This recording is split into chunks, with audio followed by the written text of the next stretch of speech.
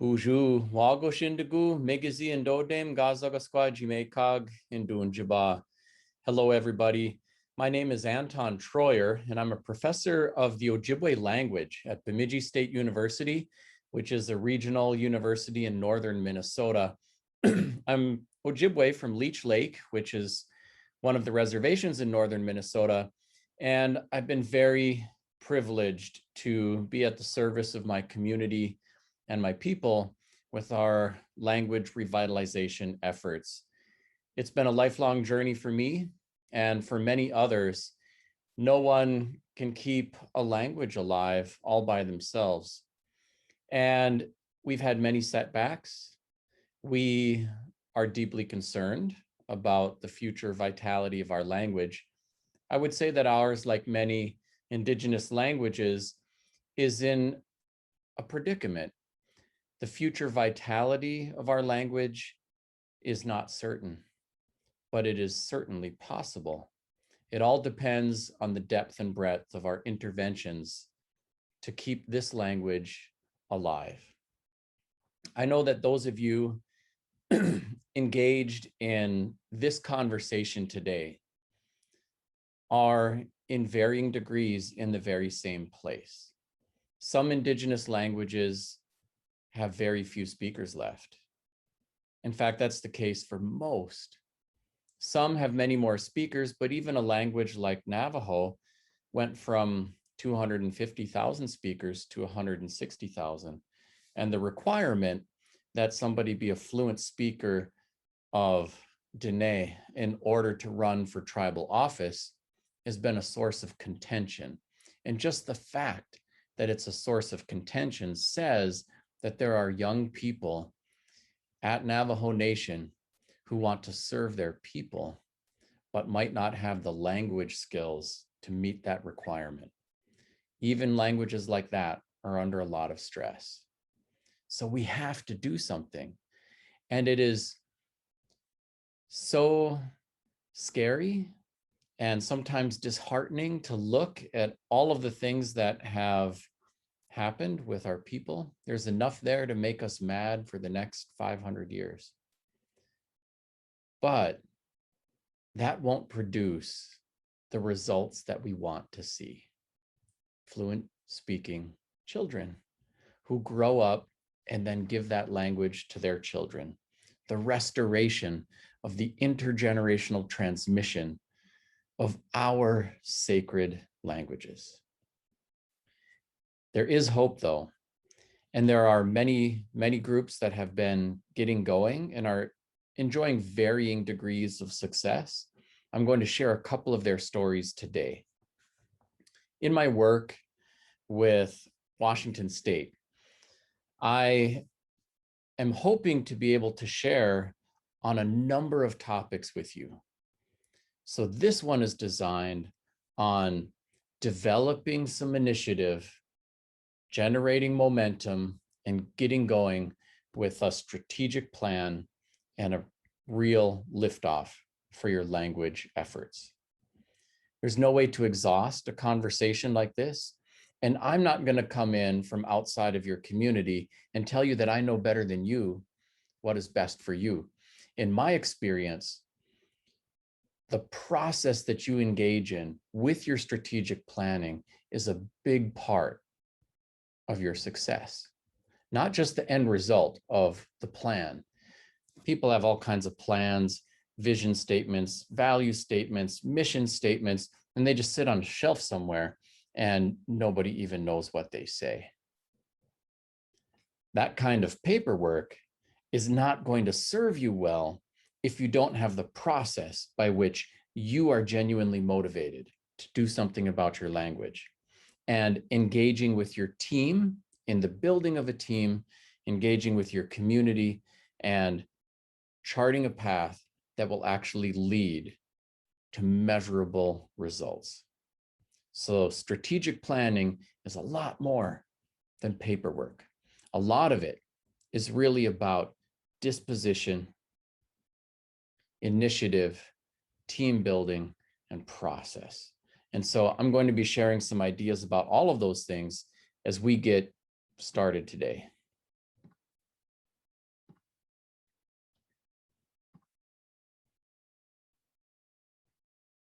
As some folks are joining the discussion, feel free to open your chat window and just check in. Tell us what your job is, what your position is, and if you have any specific questions regarding Indigenous language revitalization relevant for today's conversation, feel free to drop them in the chat, and we will try to engage with as many of those as we can.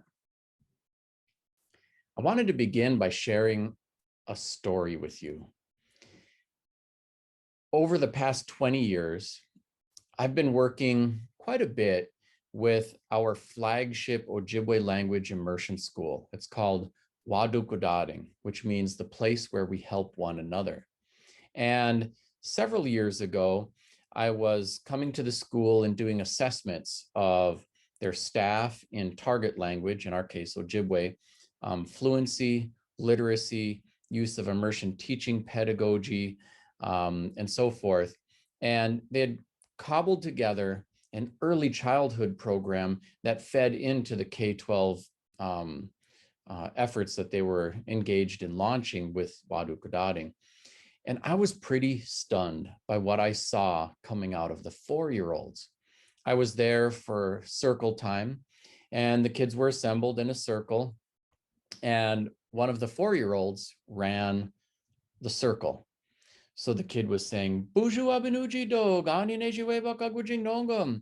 You know, "Hello kids, what's going on with the weather today?"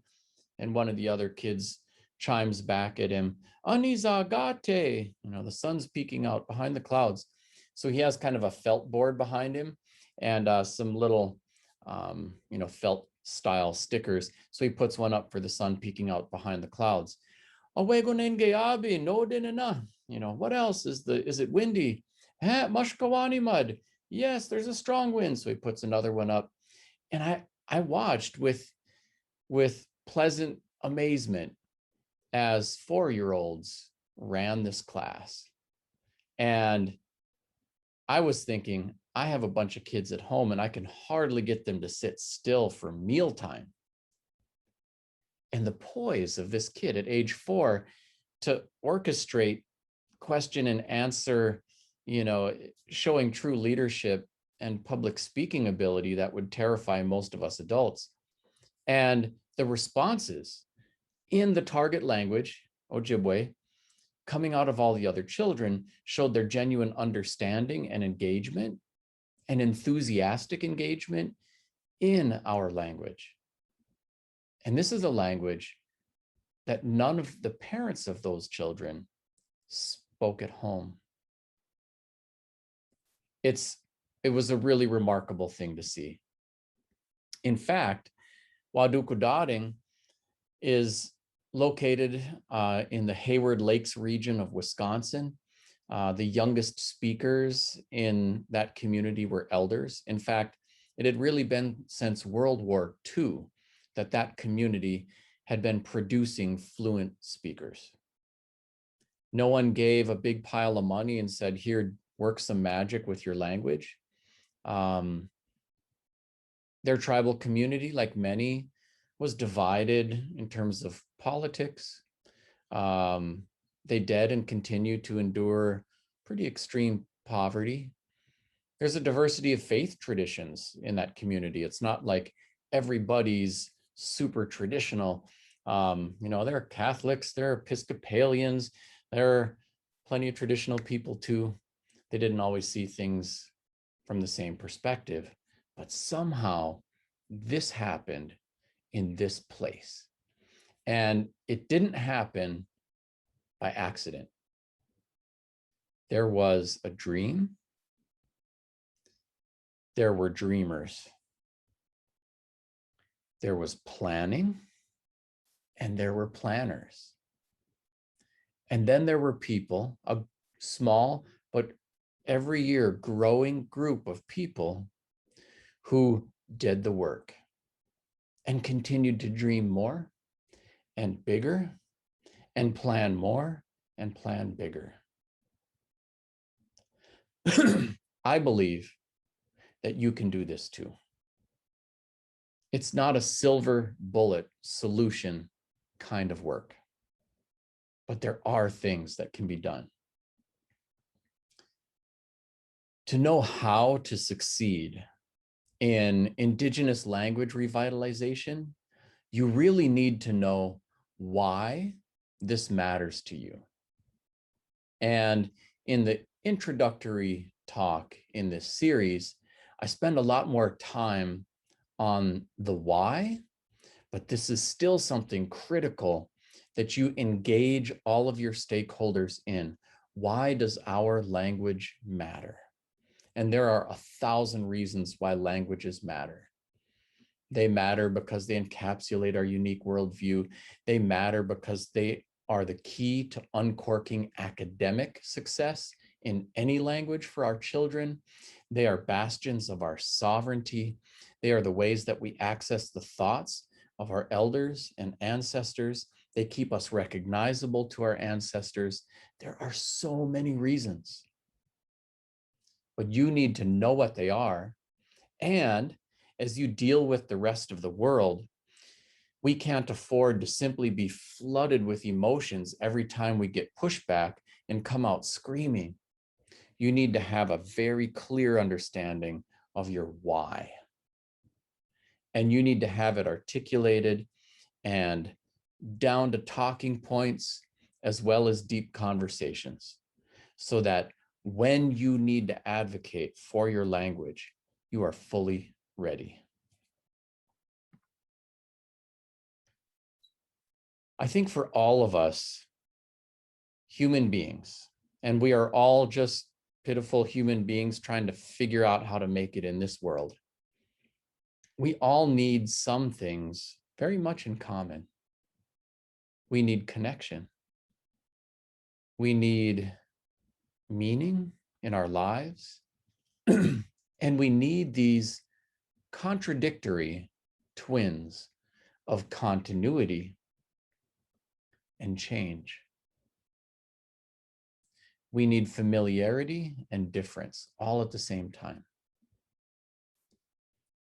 Understanding this is critical to navigating your community with a successful strategic planning effort. A lot of times we are at war with ourselves because, on the one hand, keeping a language alive speaks to cultural and linguistic continuity, right? Being recognizable to our ancestors. And that matters a lot to a lot of people. At the same time, we want and need change and progress. We need to move away from oppression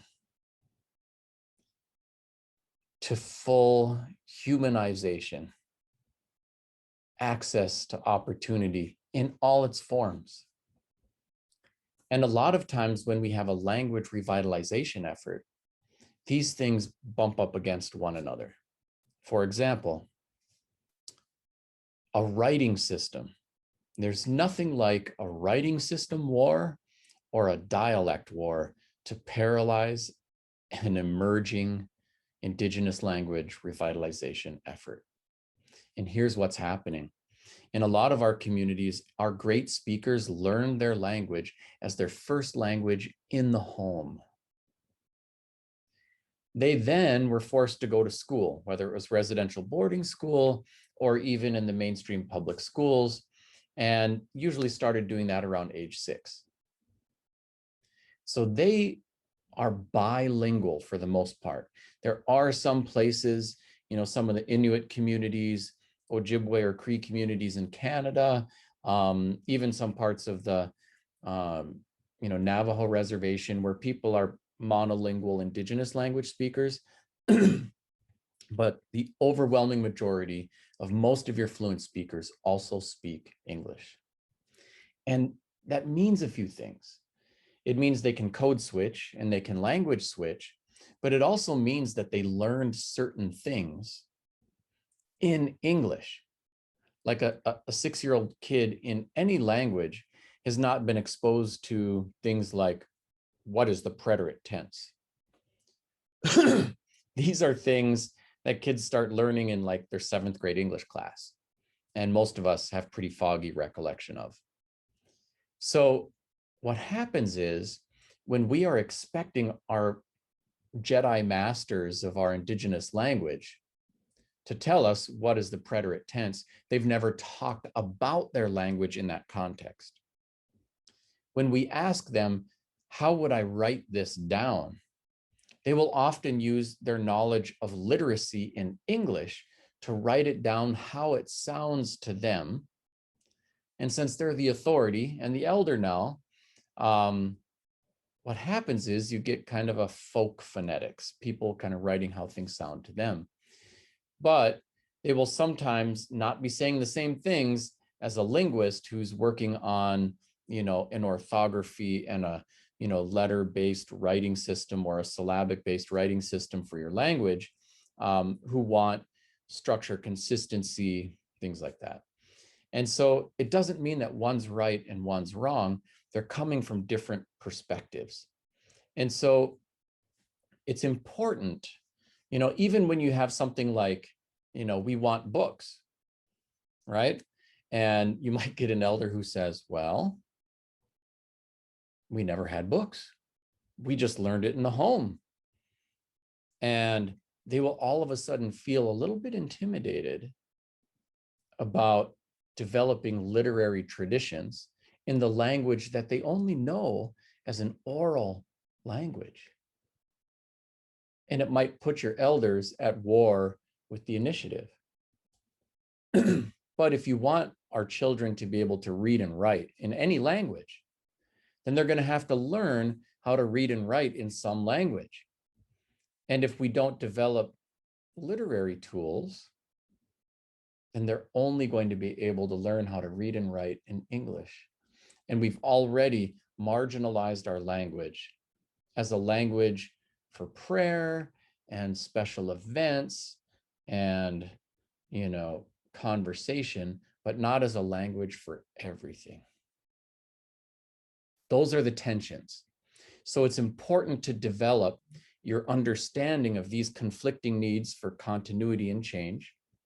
And you actually can, and I'm going to show you how throughout this series, you can actually accomplish both with the same people at the same time. I think it's important also just to recognize where our people are at. Any of these things, the death of a family member, substance abuse, a divorce, a custody issue, they can challenge our continuity.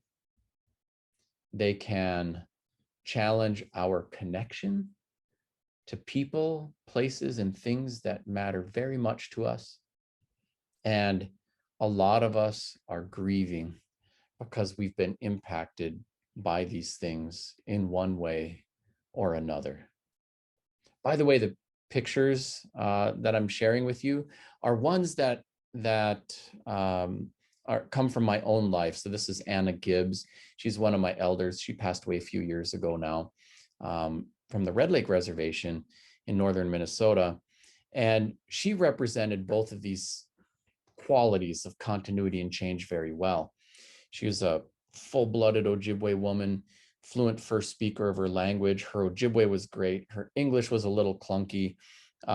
She had one leg longer than the other, so she had a physical disability, kind of walked with a hobble. And in many ways, she represented this continuity, language fluency. She's from a community where no one's ever been baptized, 100% traditional, Ojibwe religious belief and funeral practice.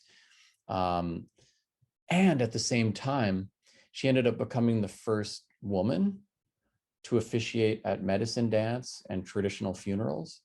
And she was a trailblazer and in some ways a rule breaker who everyone empowered in that effort simply because she knew more than everybody else.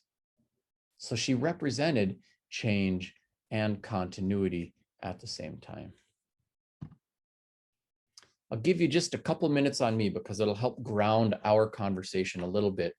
But the lessons that I really want to leave you with and the questions that I want to ask you will be more specific to your tribal community and your efforts with language revitalization. So this is home for me, Leech Lake. It's in the middle of northern Minnesota. And in my introductory piece, I actually gave a more in-depth personal story about who I am and where I'm coming from. So I'm just going to touch on this one briefly. I'm an unlikely candidate to be in a position where I would know much about, much less be at the center of a lot of our culture and language efforts in my area. My father's non-native. He was an Austrian Jewish immigrant, a Holocaust survivor. He spoke nothing but German the first 13 years of his life. And he made it out, made his way to Minnesota as a teenager. And eventually he met my mom, and here I am. There's more to his story, and I welcome questions and dialogue as you embark on your language journey too, about my own story and experiences. My mother grew up in a little village called Bena in the heart of the Leech Lake Reservation. I think for her, harvesting wild rice was less a cool cultural pastime and more a necessary means of survival. But she was a trailblazer in her own right. She ended up becoming the first female Native attorney in the state of Minnesota, and somebody who really had a lot of respect in our community for her cultural knowledge as well as her legal career. I had many, many important mentors and teachers in my life. One that was really important to me was Archie Mose. So Ojibwe name was Niba Gijik, meaning evening sky. And he was born in 1901. His namesakes were veterans of the United States Civil War. And I met him much later in his life. He was sitting in a modern house, and he was watching WWF SmackDown on a TV, in spite of the fact that he had been a teenager the first time he ever even saw a white man.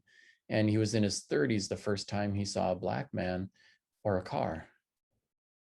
Big changes in his lifetime.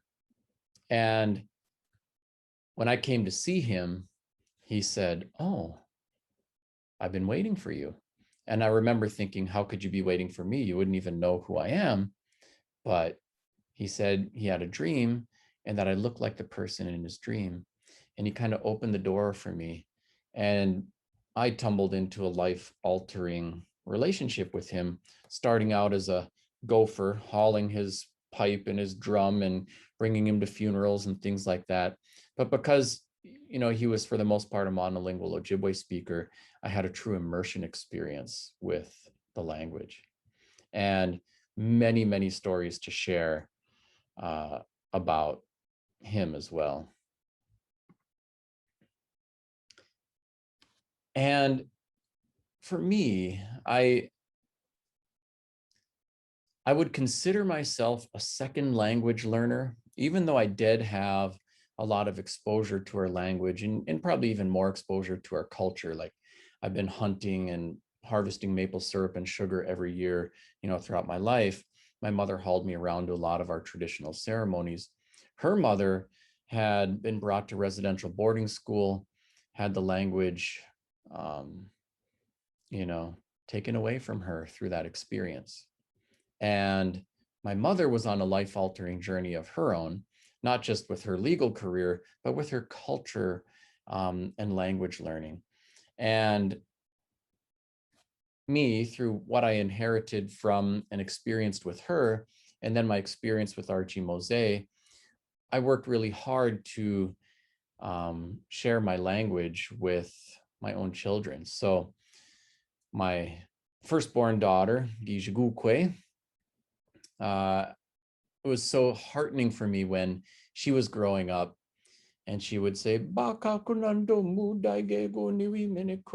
she'd be crying at age 2 in the middle of the night saying, "Open up my bottle, I want some more milk." And I just remember thinking, it's working.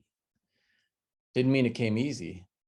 Today, she actually, and you can see on this last picture on this slide here, sitting with some of our elders, and she'll actually record them in Ojibwe translate and transcribe, and she's a published author, part of our language team as well.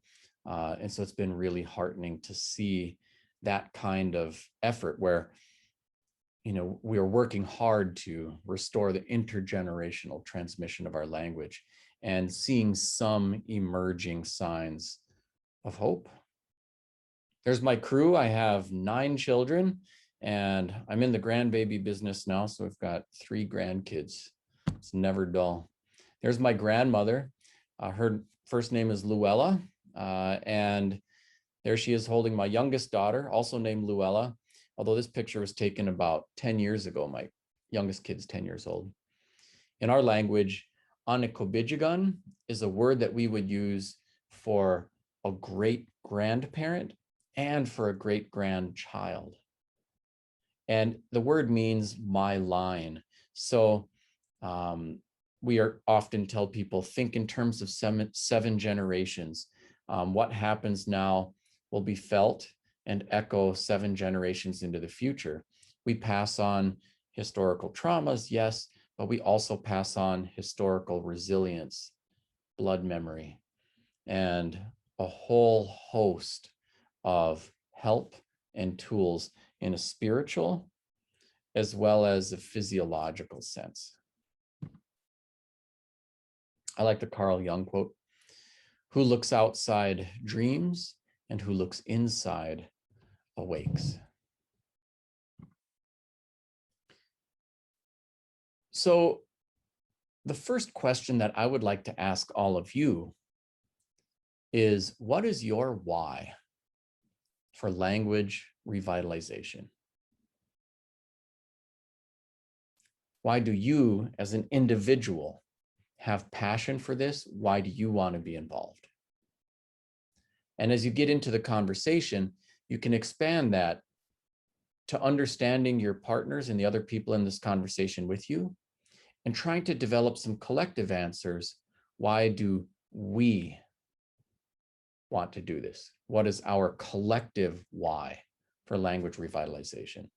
It's a little bit different from the question, why does the language matter? And more, why does the language matter to me personally? And why does it matter to us collectively and personally? So it's connected to all the reasons why a language is important, but which part of the why motivates you? So take a few minutes to discuss that and then come back. The late, great Daryl Kipp, who was founder of the Paigon Institute, one of the early flagship Blackfeet language revitalization schools, said, "Demonstrate, don't explicate." You can exhaust yourself trying to convince the rest of the world why your why should matter to them. And some people might feel you, and a few might join you, but most are going to ignore you or treat it as a passing curiosity. Some will resist you, and you can just wear yourself out doing that. If you wait for the entire world to embrace your effort, you will be waiting until your language is dead. Instead, show them something that really works. You can't wait for your tribal government to provide you an endorsement and a big fat check. If you wait, you'll be waiting until your language is dead. For Daryl Kipp with Paigon Institute, he asked their tribe for money every single year. And in the 8th year of operation for their language institute, the tribe gave them $200. If he waited for them, he'd still be waiting, and he passed away now. But he didn't wait. They got started. One grandma, fluent speaker, Daryl, a second language learner, and one kid. And they got started. And when they showed that kid speaking Blackfeet, other people started joining the effort. Demonstrate, don't explicate. I hold up my finger here and say, what is this? I could start a fight, because in the language of body parts, indeed, that is a finger. But in the language of numbers, well, that's a 1. And in the language of space, that's up. So who's right? And they're all right. It's a matter of context or language. And when we can see this as a finger, 1, up, and all the other many things that it can mean, then we have multiple perspectives. When we get good at it, we can be multicultural. And as you navigate your tribal community, you will find that your own people have different ideas about what matters.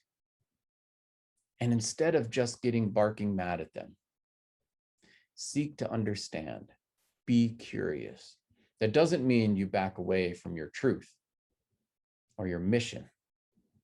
But when you can seek to understand, you can actually connect with and motivate them in a different way.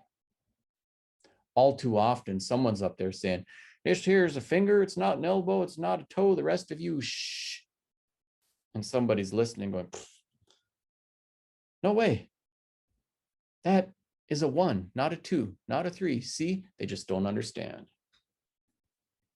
And it can embroil your emerging efforts in unnecessary adversity. So lean in.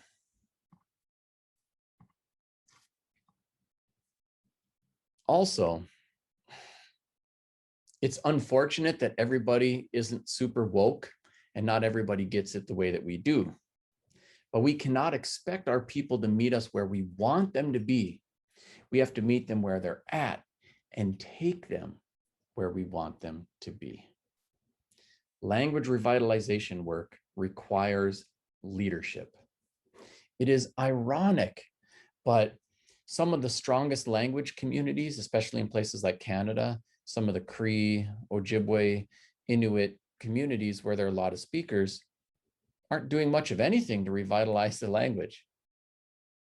And some of the places that have suffered tremendous erosion to their language communities are the ones who are actually scared enough to really do something.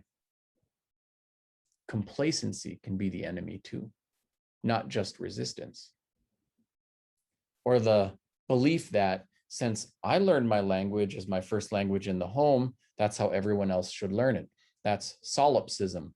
My experience is the way it is. But of course, if everything has to start in the home and all of your fluent speakers are elders, they're past the age of having and raising children, well, that means it'll never start. So we have to talk to people who have that view instead of dismiss them and try to engage them in the conversation so we can bring them somewhere. And I've seen it happen. It's remarkable when it does. We cannot teach what we don't know, and we can't lead where we won't go. You don't have to be a fluent speaker to get started, but you have to be on a path. We have to challenge ourselves to master multiple skill sets and build a team that is able to deliver in multiple areas. So no one person can do it all, but we need to have that collective expertise. And all of us need to build up our language skills if we're not already fluent speakers, so that we can deliver the work in our language, with our language as the medium of instruction, the medium for meetings, not just for ceremonies. Probably the most successful and inspiring language revitalization effort in the United States is that of Hawaii. The native Hawaiian people aren't even federally recognized as Indigenous people. They don't have sovereignty. They don't have a casino. But when they got started a little over 30 years ago, their language was illegal for use in public schools. Illegal. Today, it is one of the official languages for the entire state of Hawaii. When they got started 30 years ago, there were only 1,000 speakers of Hawaiian left. Half lived in Niihau, which is an isolated island community, and the other half were all elders spread across all of the islands in Hawaii. Today, there are 24,000 speakers of Hawaiian, 3,000 of which have learned it as their first language in the home. So they've tripled the population of first speakers and multiplied 24-fold the entire population of fluent speakers of Hawaiian. And they had a plan, a strategic plan that was deep, broad, thoughtful, and adaptable and continually evolving. And I want to show you a few things about how they do that through the course of today's discussion. Leadership is influence. And to generate influence, you need to be in relationship with other people. Be thoughtful and be aware. Our people are dealing with historical and contemporary trauma. We've been dealing with genocide, physical genocide, cultural genocide, linguistic genocide for generations. And we are dealing with contemporary trauma associated with poverty, systems of oppression, racism, all kinds of things. And as a result, a lot of our people trigger really easily or disengage very easily, give up. And so as you seek to lead them somewhere, you have to be aware of where they're at and have a heart for the work to understand that our people have simply been through a lot. A huge percentage of the time when we're talking to someone, their response is not a direct response to our words. Their response is a response to feelings that are evoked within them when they hear some tiny percentage of what you're trying to share. Like in our current climate, dealing with racism, political adversity, coming out of COVID, like people are stressed out to the max. And a lot of times we are running into someone else's anger or verbal beatdown that isn't even really meant for us. They're not necessarily mad at us, they're just mad. And we walk right into it. If we understand that and have some basic understanding of human psychology, we can be prepared to humanize them, to receive their pain, to engage with them, to help diffuse that, and then transport them with us to do some good. So as you do this, that doesn't mean we need to tippy-toe around on eggshells or retreat from our passion. Speak your truth, but do so with compassion and with thoughtful intention and awareness. Don't argue, just do the work. There's a metaphor that I use from my Ojibwe experience. We have a clan system, and our clans are all animals, birds, or fish, and they function both in part like a sigil for our house, but also like a spiritual guide. And our original chief clans, the loon and the crane, represent two different qualities in leadership. So the loon has the beautiful voice, and they're usually considered the diplomat. And during like treaty signings and things like that, they would do most of the talking. They would speak first, most, and so forth. And then when they were done, the loons are considered the lesser chiefs. The cranes would come in with their big, loud, squawky voice, bah! And they would say, "I think you understand where we're coming from," having heard from the loons. And now here's how it's going to be. So now I happen to be from the Eagle clan, but I find it as really good advice, regardless of our clan, if we seek to roll out our diplomat first, seek to understand and be understood, listen, and then it's okay to be firm in your beliefs, when it comes right down to it. We don't have to give up on our language because someone's not on our side or seeing things our way. But at the same time, diplomacy, kindness, understand and be understood, then lay out the boundaries and where we need to go. Also, this world is not a fair place. It is not. Simply because they're not born in America, there are some people who are starving to death right now. And it's not because of their poor morals or lack of a work ethic or anything like that. It was bad luck. I tell my kids everyone's going to get dealt a certain hand of cards in life. Some people are going to get better cards. Some people are going to get worse cards. And on the one hand, you have to play your cards the best way that you can. And on the other hand, we have to work to change the rules to that game to make it more equitable. If all we do is play our cards, we'll just be good little oppressors. We have to work to tackle the systems of oppression at the same time. With this understanding that the world is not fair, it is easier to operate because we understand that fairness is not going to be a given and we don't have to be perpetually disappointed. We know it's not fair, but we have a healthy, well-developed sense of justice. We know that fairness will not be given, it must be made. If we want sobriety, we have to make that for ourselves. If we want our land back, we go out and do whatever it takes. We legislate, we do politics, we buy it back if we have to, land back. If we want our culture and our language back, like Uncle Sam's never going to come walking out of the bush with your language on a silver platter and go, here, sorry about the last 500 years, good luck. They couldn't give us our language even if they wanted to. And of course they don't want to. We have to take it back. And the same with our health, our financial prosperity, anything else that's going on with us that we want, we have to make it so. So build it, then they'll come.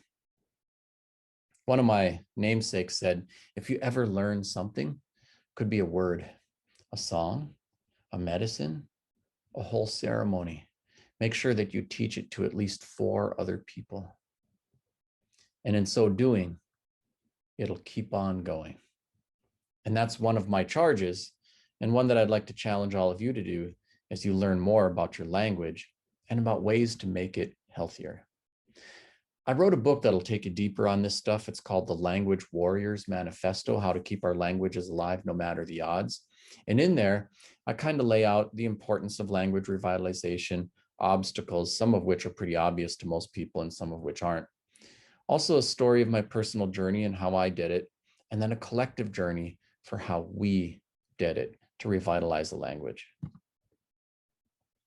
This is Rose Tainter, Anna Gibbs' sister, and she's saying, we want an Ojibwe language, immersion school like those Hawaiians got, and they got one. Today, I would say some of the leaders in some of these efforts here in the US would include, obviously, the Hawaiians, Blackfeet, Ojibwe, Mohawk, Cherokee. Dene is seeing some good efforts going now. And there are scatterings of success in other areas too. They're not alone. And outside of the United States, the Maori kind of pioneered indigenous language revitalization on the planet. And there's some interesting stuff going on with Welsh, Irish, and some of the other European indigenous languages too. We have things to learn from one another. If you want a little bit more background on what's going on in my universe too, there's a free video. You could just look up on YouTube, First Speakers, Restoring the Ojibwe Language, or at this website here, tpt.org. And either way, you'd be able to find a copy. There's a little metaphor we have in Ojibwe. They say, Gishpin wikani sagakwa gibimadisiwe nabajitun giwagakwad. Like if there's ever a bramble in your life, pick up your axe. And it's a way of saying if there's ever a hard time, pick up your waves.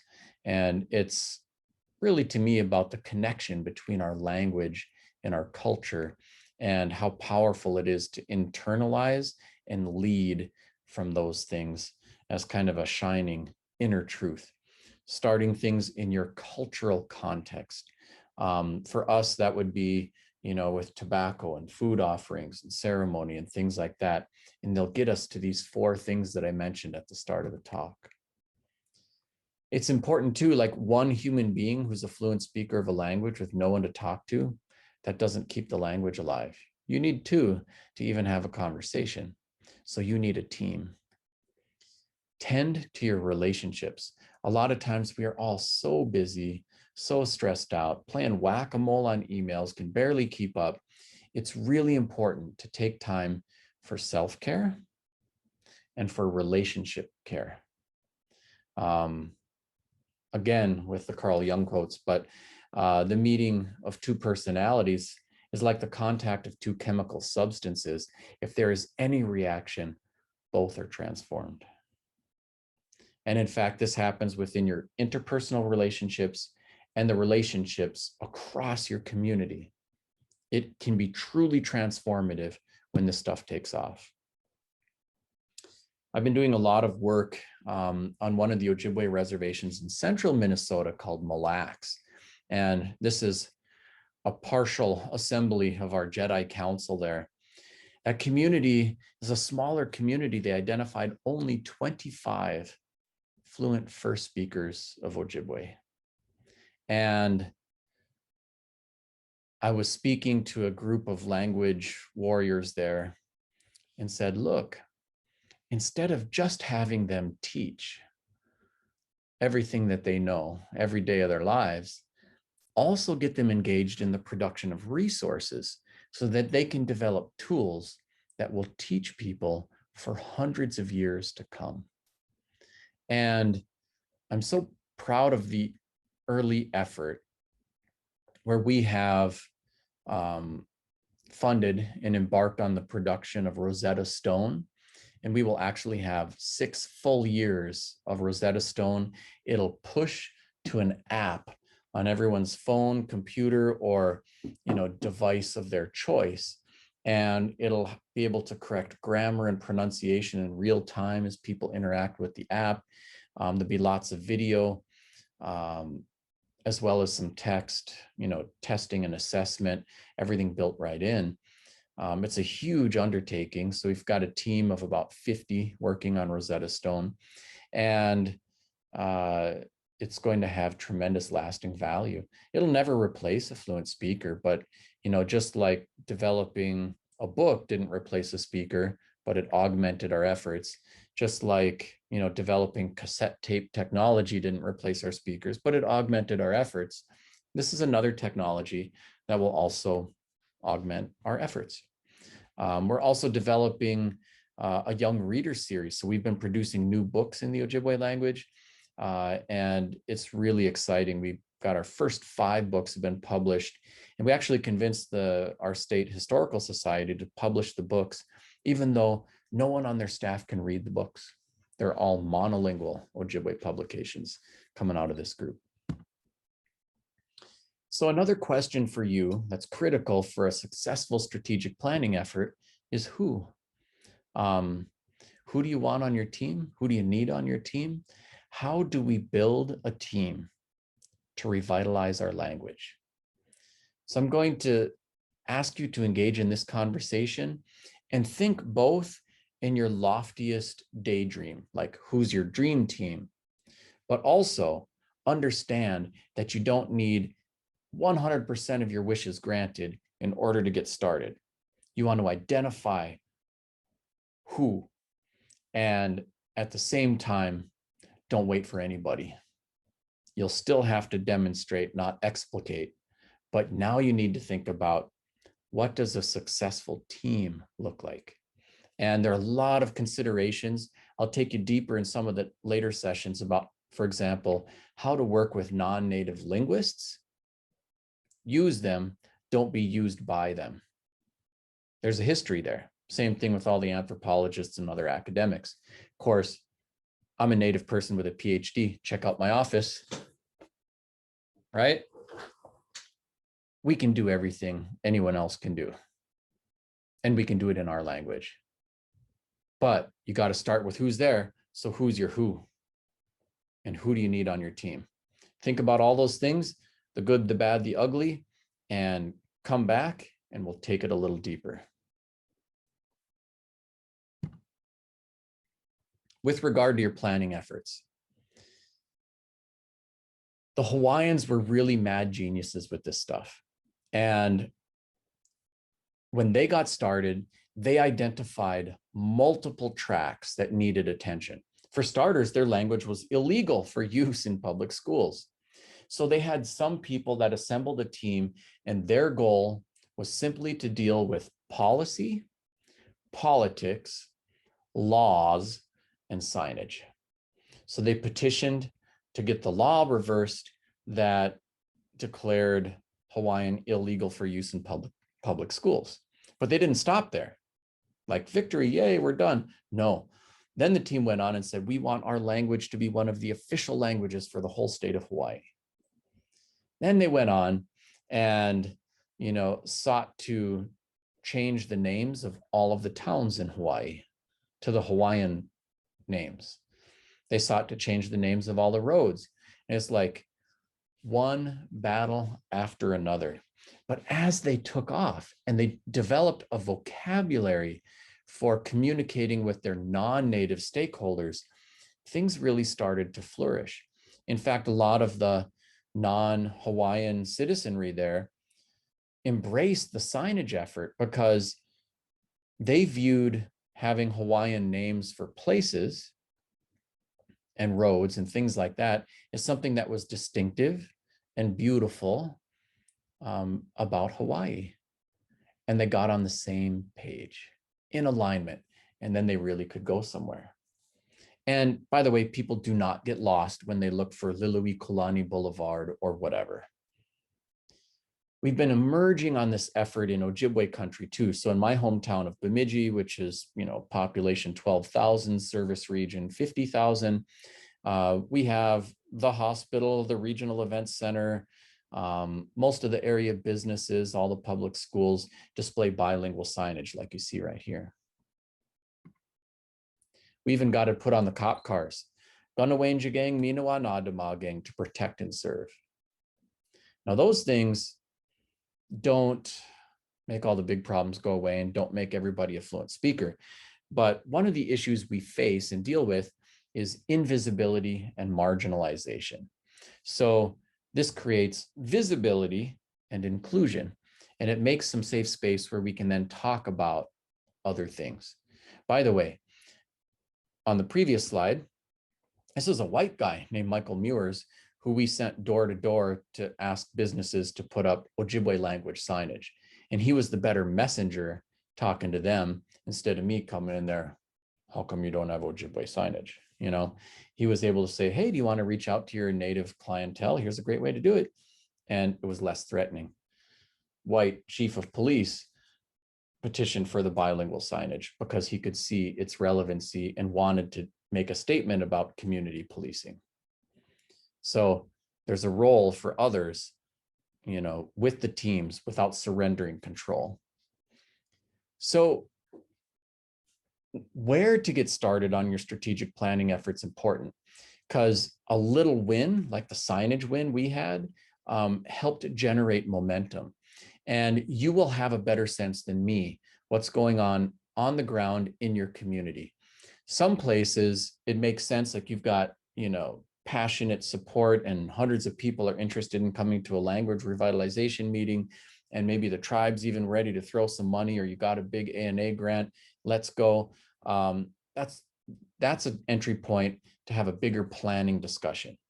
But if you don't have that, you shouldn't wait for that to fall out of the sky. Instead, you should look for the wins that are reasonable for you. It's kind of like Sun Tzu in The Art of War. He says, go into battle when the outcome's predetermined in your favor. So if the political climate's not right to ask the tribe for a bunch of money, don't waste your time. Start a homeschool-based early childhood effort, or, start working on the development of new resources, whether that's a dictionary, kids' books, movies, everything matters. and get a few wins under your belt and grow from there. So sometimes the early resource development efforts can generate some momentum if the political winds aren't in alignment, but you do have to make your own luck. So it's an important thing to think about, where shall we begin? And if it feels like after discussion with your other potential team members that, it's going to be a waste of time to try to convene hundreds of people, and go through a big strategic planning effort that'll give you a piece of paper that no one's going to pay any attention to, don't bother, make a book or whatever the resource is to generate some momentum. Almost all of those efforts that I mentioned, the Hawaiians, the Maori, Blackfeet, Ojibwe, Cherokee, Mohawk, they started with a tiny handful, 5 people or less, and just a couple of kids. And they got started with something, a daycare, an early childhood program, something. And then grew from there. Like with the Hawaiians and the Maori, they started with the daycare, early childhood program. The next year they built on, a kindergarten. The next year it was first grade. So the program grew as the kids grew. And eventually they had a full-fledged program. The Hawaiians, you can go to school K-12 and also get a college degree and never be taught in anything other than Hawaiian. It is the medium of instruction. A couple things to be aware of as you go. There's a great book. It's pretty academic. Kind of felt like I needed a thesaurus and a bottle of aspirin to get through that, but it was genius. Paulo Freire's Pedagogy of the Oppressed. It's worth it to put it on the reading list. He talks about how oppression manifests itself in very defined and predictable ways. And he said that there are kind of 4 main pillars that prop up oppression of any kind. Only one is an external agent trying to keep somebody down. And the others happen inside of the oppressed community, believe it or not. It's good to have this awareness. You could take an oppressed group like the Pilgrims. Here they are, they sail across the ocean. They got away from the people who were oppressing them. Was that the end of oppression? Hardly. Where was the oppression? And it was inside of them. And it manifested itself in internalized oppression, blame and shame stuff in the Puritan community. Lateral oppression, where they were mean to their own people, Salem witch trials, stuff like that. Intra-oppressed group oppression, they start beating up on natives, they start beating up on blacks, all of which maintain the oppressed condition. For us as Indigenous people, we've been through plenty of oppression. So it manifests itself for us in low self-esteem, negative self-talk. I'm stupid, I'll never get it, I can never learn my language. It manifests itself in lateral oppression as we blame ourselves. Young people blame elders for never teaching. Elders blame young people for never learning. And it manifests itself in intra-oppressed group oppression, where we fight other language dialects or languages or tribal communities, or homophobia, racism, and patriarchy abound in Native communities. All of those things serve to prop up like white supremacy. It keeps us in an oppressed condition. The awareness of that is really important so that we can be in front of it and not do that, and try to mitigate those forces within us. When is it friendly banter, and when are we putting someone in their place or engaging in some sort of oppressive action? It's hard to see when we're in the middle of doing it. But it also means that if there are 4 pillars that prop up oppression, and 3 of them are happening in our communities, we have control over those. So we can move towards liberation with or without someone else being enlightened or changing the US government. We cannot afford to be engaged in competing victimization, the oppression Olympics, marginalizing our own people. We need to be kind and inclusive and in alignment with our true Indigenous values.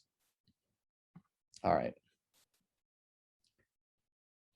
developing your personal awareness, a good question to ask is, how am I in the way of efforts to revitalize our language? I feel that I, as a dedicated lifelong language warrior, I'm in the way plenty. Sometimes I'm in the way for myself because I'm just exhausted and I'm tired of dealing with the bullcrap, or I'm tired of just being the workhorse, or I just run out of steam. You know, that's one way that I'm in my own way. You know, I also have been heavily influenced by the colonial effort. And although I'd love to say that I'm super decolonized and Mr. Indigenous and whatnot, you know, I manifest whiteness really well. Man, I kind of like to dress up and I kind of like to travel, and I have all kinds of feathers in my cap, and they're not just the Indigenous ones. Again, look at my office, right? When does my pursuit of material gain or other things outside of my Indigenous lane end up diverting sacred time from other things? And while we should all have permission to like live and be happy and whatever, and it's not a sin if I like to go ballroom dancing with my wife, you know, at the same time, when does code switching become assimilation? How much can a people change and still be the same people? And these are good questions, and they don't have easy answers, but it's good to have the awareness for a successful strategic planning effort. I'll leave you to the discussion, come back, and we'll go a little bit deeper yet. Resource development. This can be a really empowering effort, and it can also be extremely frustrating. I'm going to do a whole separate talk just on the details of resource development, but there are some innovative tools and strategies for doing that. With Ojibwe and with many other languages, we now are making use of the internet and technology. We have online, web-based, free talking dictionaries. And one of the beauties of that kind of work is you can actually represent multiple dialects in the same publication. So you can go there, you can click a word, you can pick from multiple speakers from different dialects, male and female speakers. You can click on the word and hear it from naturally recorded speech. And so the capabilities of the technology are pretty remarkable. And for any really seasoned language effort, there are a lot of ways to take advantage of the tech. So I'm going to show you how to do that in a later talk. But as you're thinking about your strategic plan, if your plan on the how to get started was, let's get a couple wins under our belt with some resource production with a smaller team, and then launch into a, immersion school development effort, then these are definitely going to be things you can think about. We need, we're not going to be able to like go Amish, so to speak, and try to freeze our languages in time and isolate them from the rest of the world. So if that's the case, then we need the Xbox and the TV and everything else speaking our languages. That means lexical expansion. We should be able to run a meeting with Robert's Rules of Order in our language. We should be able to, voice over movies like they've done with Star Wars with Navajo. We need to develop new materials, literature, movies in our language without just taking something someone else produced and going over that. We need terminology for algebra, for social studies, for all kinds of topics. And that means, lexical expansion. All languages do it. Just look at the English words, motherboard and firewall. They didn't exist 50 years ago. Someone had to make that stuff up. And now we all understand them. In fact, the words probably would have terrified somebody for maybe, 150 years ago. Like, what? Firewall? Where? But we need to do this with our languages too. All languages need to shift and grow. That doesn't mean that we need to borrow a bunch of words from foreign languages to do them, there are a lot of ways to do lexical expansion. So that too will be in the resources talk. And this is just a little bit about the how on those. I can tell you though, sometimes it's been a challenge for our elders. Like one time we were doing lexical expansion, algebra terms. And one of my elders, Eugene Stillday, he said, you know what? Algebra, I just don't care. You teach our kids who we are, you teach them our language, and I don't want anything to do with this algebra stuff. I don't even know what that means. And I said, well, Eugene, algebra is just an advanced part of, math curriculum. Kids start learning it in middle school. And across the ocean in China, there's a billion people learning algebra, and it doesn't make them less Chinese because they're learning it in Chinese. And as our kids go to school, they have to learn about algebra from any school that's going to take money from any kind of funding source, whether it's state per pupil funding or federal, impact aid dollars or whatever it happens to be. And so if we don't give them the tools to do this in our language, they're going to be forced to learn English just to learn the algebra. He looked at me hard for a minute and then he goes, okay, fine, I'll help you. But I still don't know what algebra means in any language. He did have the words, but we had to go through a process to extract them, to describe the functions, for the equations and things like that. And once we got rolling, he was a major contributor. But we had to talk, and we had to get on the same page about it. There's been a lot of work being done for developing new literature in Indigenous languages, poetry, kids lit, young reader books, and I think there's a use for work that is done that is monolingual that can be used in the immersion schools. If the English is there, they're going to read the English. But if you force them, to use the language to get it, then it gets used. And it's been really exciting. And by the way, there's a market for this stuff. Like, I think the Ojibwe dictionary must have sold 30,000 copies. Some of these kids' books are selling many thousands of copies. There really is a market for it. And then sometimes there's a value to having the bilingual stuff too, for inclusion and connection, or maybe just getting it published from, every publisher wants to know what the market is and they see a bigger market when they see English. Those are things to discuss with each research, or each resource production effort. And the resounding impacts are remarkable. So think about how you're going to get started. Narrow projects, broad strategic effort. Make sure you've got your how and your why and your who, and then you can really get going. I like the Lila Watson quote, "If you've come to help me, you're wasting your time. But if you've come because your liberation is tied up with mine, then let us work together." And ultimately, one of the lessons that I would share with the rest of the world beyond our Indigenous communities about the importance of our languages is that colonization has been really harmful to everyone. Like, white people were busy colonizing each other for thousands of years before they took it to the rest of the world. And colonization is taking one language and culture and using it to supplant others, often employing violence to accomplish that. And look at our men and women in uniform who win their wars and still often suffer tremendous trauma from the winning. The violence dehumanizes all of us. And why would we think that all of the problems created by violence and the colonial way of solving problems, why would we think all of those can be solved by the colonial way of solving problems? Well, they can't. And we have something to offer the rest of the world, deeply embedded in our languages and our unique worldviews therein. Every spring, we harvest maple syrup and sugar. I take my kids out to the sugar bush.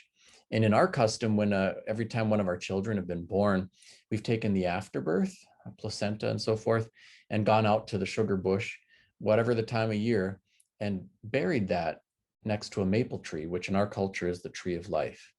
And so it's so cool seeing the kids come out and put tobacco down and drill and harvest from the maple trees where their placentas are buried all over in the woods.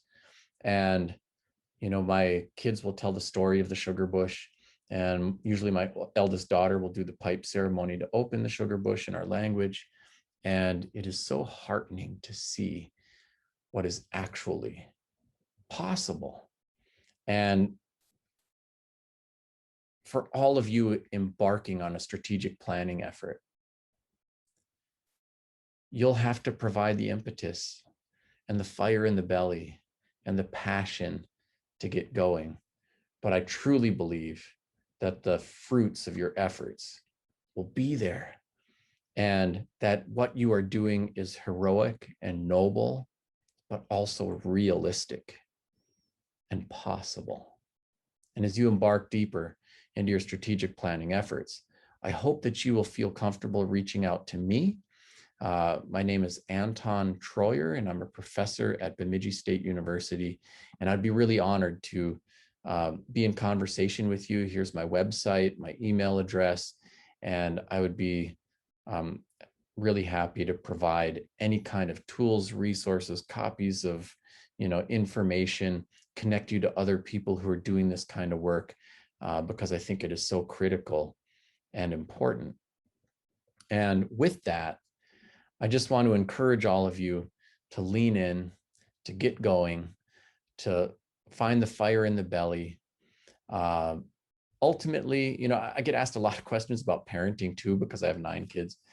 But the secret to being a great parent is not anything you're even going to read in a book like What to Expect the First Year, you know, or What to Expect When You're Expecting. The secret is simply falling in love with your kid. And if you fall in love with your kid, you will be motivated. You will be highly motivated to solve all the things that come up, to deal with a fever, puke, ornery teenagers, whatever it happens to be, because you're in love with your kid. And it is the same with a successful language revitalization effort. Take the time to fall in love with your language, and you will figure the rest of it out. Thank you so much. Have a great day. Chimigwech. Thanks for watching today. I'm Anton Treuer. Let's keep in touch. I'm active on social media, and my website has lots of information on my books, speaking engagements, free Ojibwe language resources, resources for teachers, and more. Miigwech.